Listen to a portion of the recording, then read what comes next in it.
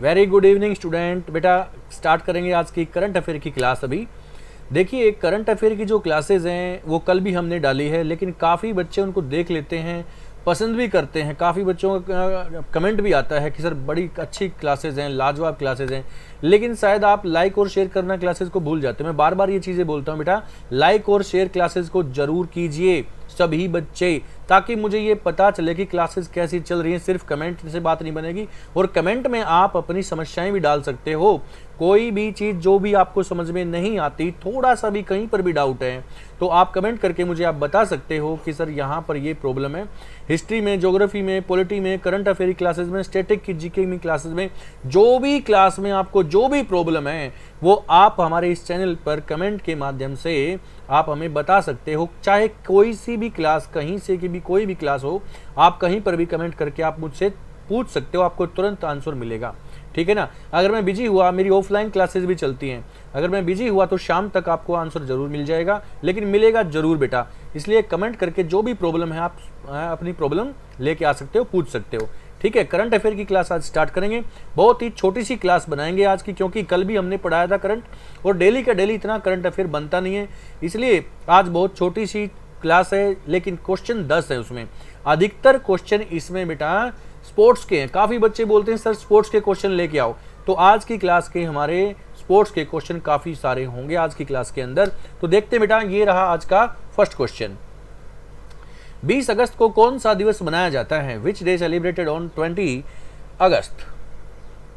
तो क्या सद्भावना दिवस है, विश्व मच्छर दिवस भी है, वर्ल्ड मॉस्किटो डे, भारतीय अक्षय ऊर्जा दिवस भी है। तो काफ़ी बच्चों ने मुझसे बोला सर ऑप्शंस आप हिंदी में डाल दीजिए, इसलिए अब की बार मैंने ऑप्शंस हिंदी में भी और इंग्लिश में भी दोनों में डाले हैं।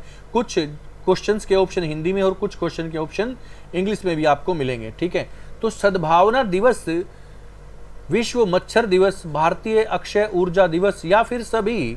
20 अगस्त को कौन सा दिवस मनाया जाता है बेटा? तो 20 अगस्त को मनाया जाता है सद्भावना दिवस भी ठीक है, मच्छर दिवस भी ठीक है, भारतीय अक्षय ऊर्जा दिवस भी ठीक है, यानी कि सभी के सभी आंसर ठीक हैं। उपयुक्त सभी, इसका मतलब है ऊपर दिए हुए सभी ऑप्शन बिल्कुल ठीक हैं। तो सद्भावना दिवस के बारे में मैं थोड़ी सी बात यहाँ पर करना चाहूँगा, क्योंकि आज है 20 अगस्त, और 20 अगस्त के दिन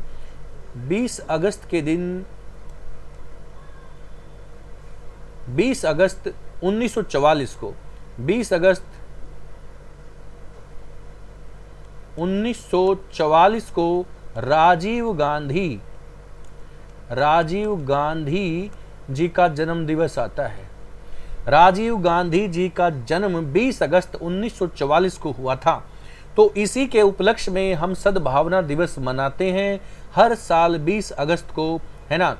तो देश के लिए कैसे इनके प्राणों की आहुति दी गई थी, देखो कैसे कैसे एक इनकी मृत्यु कैसे हुई थी, आप सबको मालूम है, कितने निर्मम हत्या की गई थी इनको, है ना। तो इसलिए उनके जो जन्म दिवस है उसको हम कैसे मनाते हैं, तो इनको सद्भावना, शांति सद्भावना के लिए हम, हमारे देश में जितने भी धर्म हैं, जाति हैं, संप्रदाय है, सबके बीच में शांति स्थापित हो सके, इसलिए हम इनका जो जन्म दिवस है उसको सद्भावना दिवस के रूप में मनाते हैं। इनका समाधि स्थल कहाँ है बेटा? इनका समाधि स्थल का नाम क्या है? इनके समाधि स्थल का नाम आपसे पूछेगा। इनके समाधि स्थल को बोलते हैं बेटा वीर भूमि। बहुत इंपॉर्टेंट होते हैं ये समाधि स्थल, वीर भूमि। ये समाधि स्थल है किसका? राजीव गांधी जी का। ठीक है ना, जो भारत के प्रधानमंत्री रह चुके हैं राजीव गांधी जी, उनका समाधि स्थल कौन सा? वीर भूमि। जैसे उनकी जो इंदिरा गांधी जी हैं, उनका समाधि स्थल कौन सा था? शक्ति स्थल, है ना, शक्ति स्थल। ऐसे ही जैसे राजघाट किसका है? महात्मा गांधी जी का है। ऐसे ही वीर भूमि किसका है?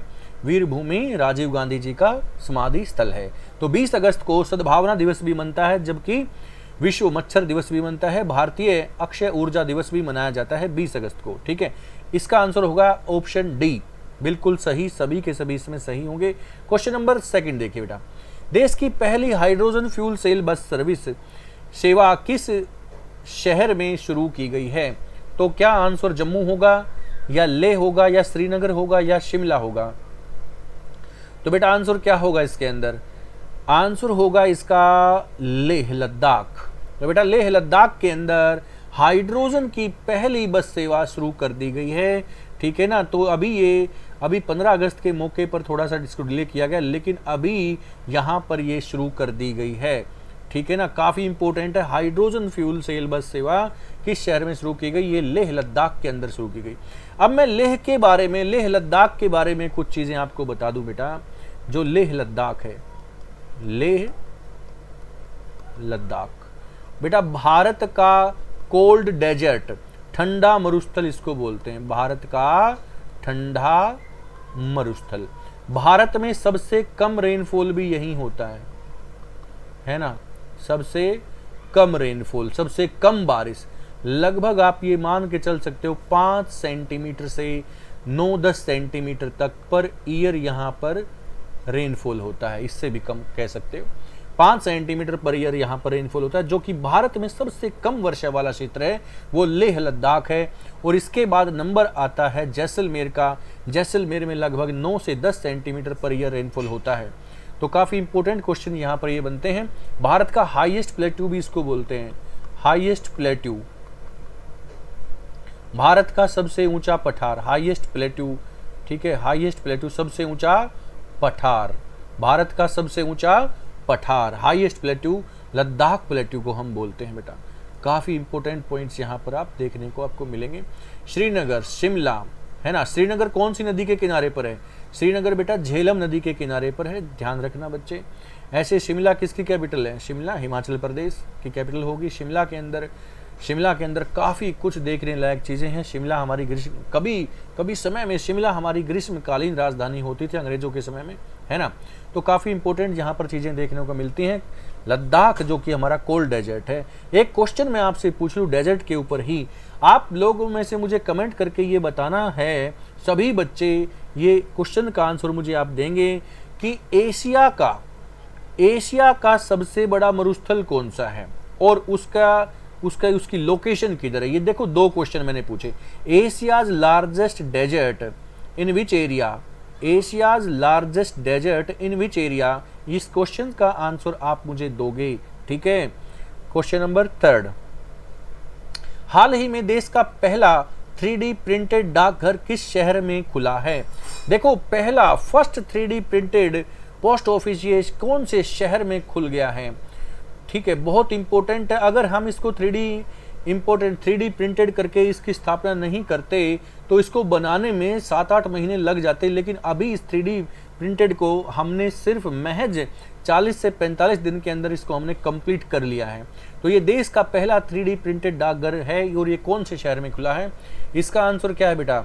Option A Chennai, option B Bengaluru, option C Kolkata, इनमें से कोई नहीं। तो आंसर क्या है बेटा? इसमें आंसर आप लोगों ने सोच लिया होगा, तो मैं आंसर आपको बता दूं। आंसर है इसके अंदर B Bengaluru, answer B Bengaluru. Bengaluru के अंदर 3D प्रिंटेड डाकघर बेंगलुरु शहर में खुल चुका है। बहुत प्रधानमंत्री नरेंद्र मोदी जी ने इसकी काफ़ी तारीफ की है, ठीक है। तो जाकर वहाँ देखिए किस तरह से इस क्वेश्चन को आप नोट कर लीजिए, कैसे कैसे क्वेश्चन है और कैसे आपसे पूछा जा सकता है। काफ़ी इंपॉर्टेंट है, ठीक है ना। अभी जो हाथी दिवस था उसकी अवसर पर मैंने भी आपको अपने क्लासेस में बताया था कि हाथियों की संख्या कर्नाटक में काफ़ी बढ़ चुकी है बेटा। कर्नाटक के अंदर नेशनल पार्क मैंने आपको बताए थे, कर्नाटक के अंदर बांदीपुर नेशनल पार्क मैंने बताया था, कर्नाटक के अंदर सोमेश्वर नेशनल पार्क है ना, बांदीपुर नेशनल पार्क है कर्नाटक के अंदर, ओके। नागरहोल नेशनल पार्क है, वहीं पर कुद्रेमुख नेशनल पार्क है, वहीं पर ब्रह्मगिरी की पहाड़ियां भी हैं जहां से कावेरी नदी का उद्गम क्षेत्र है। कावेरी नदी ब्रह्मगिरी की पहाड़ी से कर्नाटक से निकलती है। यहीं पर कोलार माइन है, गोल्ड माइन है, कोलार की खान गोल्ड माइन, यहाँ सोने की खान है, सोना ज़्यादा मात्रा में यहाँ से निकाला जाता है कर्नाटक के अंदर से। तो काफ़ी इंपॉर्टेंट पॉइंट है। कर्नाटक के अंदर जो वहाँ का जो डांस है वो यक्षगान है, ध्यान रखना बच्चे, यक्षगान वहाँ का डांस है, ठीक है ना। तो काफ़ी इंपॉर्टेंट है, कन्नड़ लैंग्वेज वहाँ पर बोली जाती है। क्वेश्चन नंबर 4 देख लेते हैं।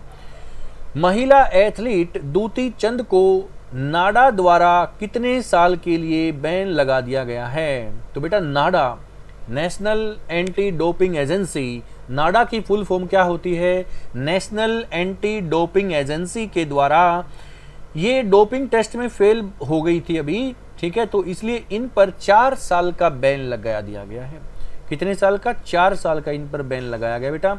लेकिन अभी इनके वकील ने बताया कि ऐसा कुछ नहीं था, हमें पता नहीं चला कि कौन सी दवाई के माध्यम से ये डोपिंग में जो डोपिंग टेस्ट होता है वो पास नहीं कर पाई, हमें पता ही नहीं चला कि कौन सी दवाई का इन पर क्या इफेक्ट हुआ। ठीक है, इसलिए वो कोर्ट में केस उन्होंने डाला है, वो दावा पेश करेंगी कि उसकी गलती नहीं है। ठीक है ना, तो ये काफ़ी इंपॉर्टेंट हो जाता है, जो कि हमारी 100 मीटर की 200 मीटर की जो रनर हैं, काफ़ी तेज धावक है हमारी भारत की द्युति चंद, तो नाडा ने उस पर 4 साल का प्रतिबंध लगा दिया गया है। बेटा देखो बहुत अच्छा क्वेश्चन है। ठीक है, ये यहाँ से क्वेश्चन स्पोर्ट्स के क्वेश्चन स्टार्ट हो जाएंगे आपके।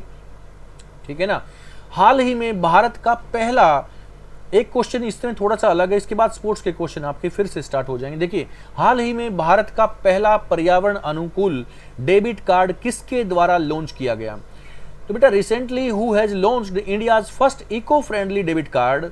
तो इसका आंसर क्या है बेटा? क्या option A Airtel payment banks, option B HDFC, option C SBI, option D RBI? ठीक है, तो इसका आंसर क्या है? इसका आंसर है option A Airtel payment bank. Airtel payment bank, ये इसका आंसर होगा बेटा। कल मैंने आपको एक क्वेश्चन बताया था, काफ़ी बच्चों ने कल का आंसर दिया नहीं, काफ़ी बच्चों ने कल की पूरी क्लास देखी नहीं, तो जाकर बेटा कल की क्लास देखिए, बहुत ही फैंटास्टिक क्लास बनी थी कल की, वहाँ से काफ़ी क्वेश्चन आपके पेपर में आएंगे बेटा। देखिए, RBI की स्थापना मैंने कल आपको बताई थी, मैं फिर से बता दूं, RBI की स्थापना 1 अप्रैल 1935 में कलकत्ता में हुई थी। कहाँ पर हुई थी? कलकत्ता में। 1937 में उसका हेड ऑफिस कहाँ कर दिया गया था? बम्बई में। 1949 में उसका नेशनलाइजेशन कर दिया गया था। 1949 में उसका नेशनलाइजेशन कर दिया गया था, ये भारत का बैंक बन गया था 1949 में। अभी इसका हेड ऑफिस कहाँ पर है? मुंबई के अंदर है। ठीक है ना, अभी इसके हेड कौन? शक्तिकांत दास हैं। इसमें काफ़ी चीज़ें मैंने कल आपको बताई थी, जाकर देखिए। RBI ने अपना एक पोर्टल अभी बनाया है जिसका नाम है उद्गम। ठीक है, ये पोर्टल है RBI का उद्गम पोर्टल। जाके इस उद्गम पोर्टल को जाके समझिए, उस क्लास में जाके देखिए, काफ़ी बच्चों ने नहीं देखा, काफ़ी इंपॉर्टेंट चीज़ें हैं बेटा यहाँ पर। ठीक है, क्वेश्चन नंबर 6 देखते हैं। इस क्वेश्चन का आंसर है option A Airtel payment bank eco friendly debit card है ये। ठीक है, ओके। अंडर 20 विश्व कुश्ती चैंपियनशिप में मोहित कुमार ने कौन सा मेडल जीता है? देखो, क्योंकि यहाँ पर 3 ही प्रकार के जो हमारे बेस्ट जो मेडल्स हैं वो माने जाते हैं, इसलिए ऑप्शन 3 है यहाँ पर। क्या सिल्वर मेडल, गोल्ड मेडल या ब्रॉन्ज मेडल? तो बेटा मोहित कुमार ने कौन सा मेडल जीता है? तो मोहित कुमार ने गोल्ड पर अपना निशाना लगाया है, गोल्ड मेडल उन्होंने जीता है। ये कुश्ती में जीता है, रेसलर हैं, ये फ्री स्टाइल रेसलर हैं मोहित कुमार।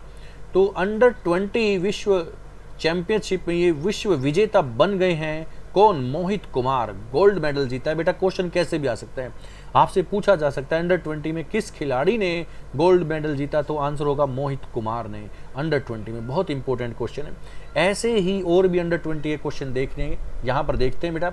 अंडर 20 विश्व कुश्ती चैंपियनशिप में प्रिया मलिक ने कौन सा मेडल जीता? तो ये भी गोल्ड है बेटा। प्रिया मलिक ने भी गोल्ड मेडल यहाँ पर जीत के इतिहास रच दिया है। तो काफ़ी इंपॉर्टेंट, आप देख सकते हो ये जो रेसलर हैं, ये जो पहलवान हैं, लड़के लड़कियां जो रेसलर्स हैं, पहलवान हैं, ये कितना नाम रोशन करते हैं हमारे भारत का।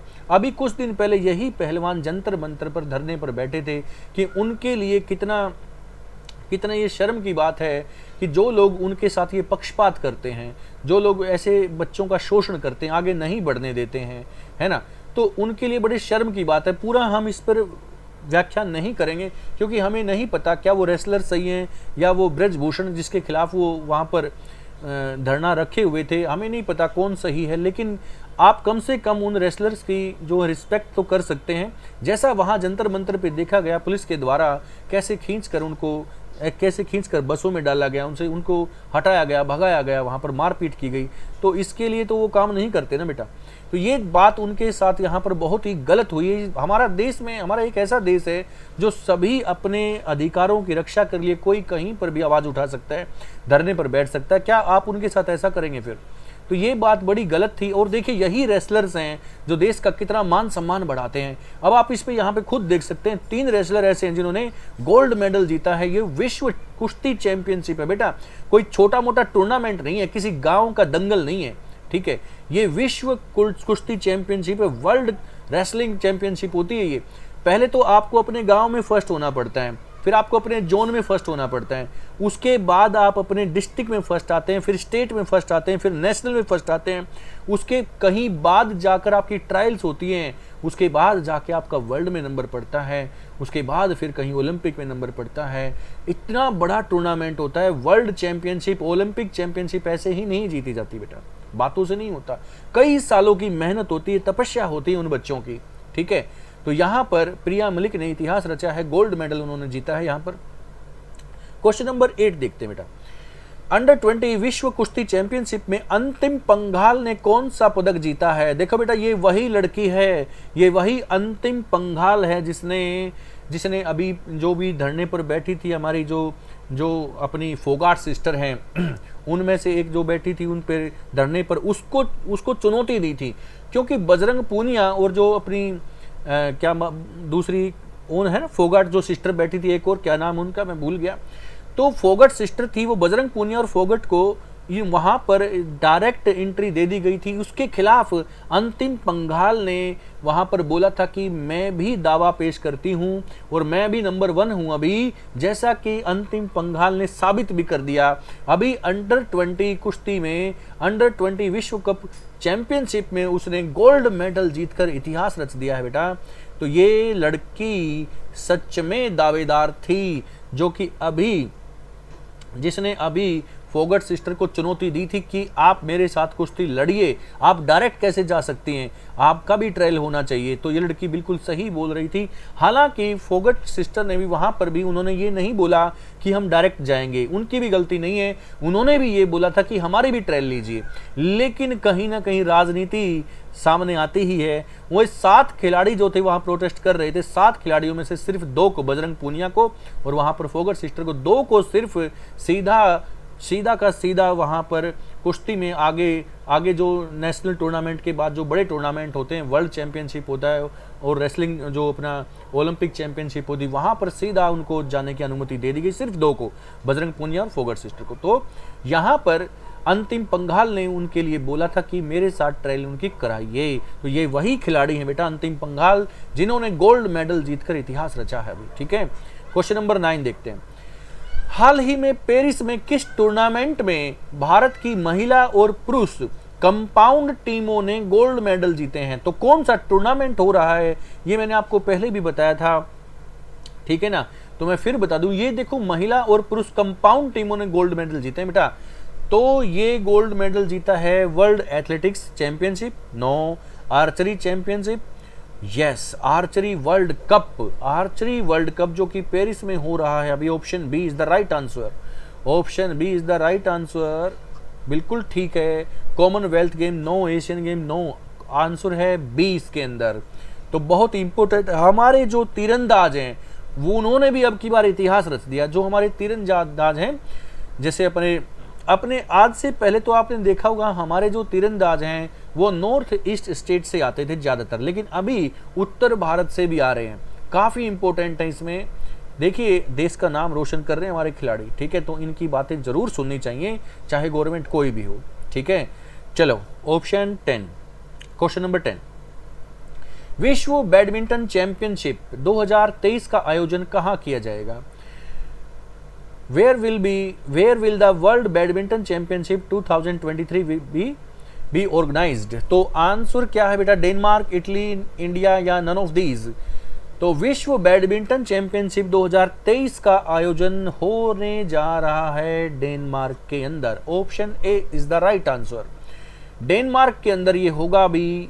ओके, तो ये थे आज के क्वेश्चंस। इसमें काफ़ी क्वेश्चन स्पोर्ट्स के हैं, इसमें काफ़ी वो खिलाड़ी हैं जो अभी जो चर्चाओं में थे, है ना।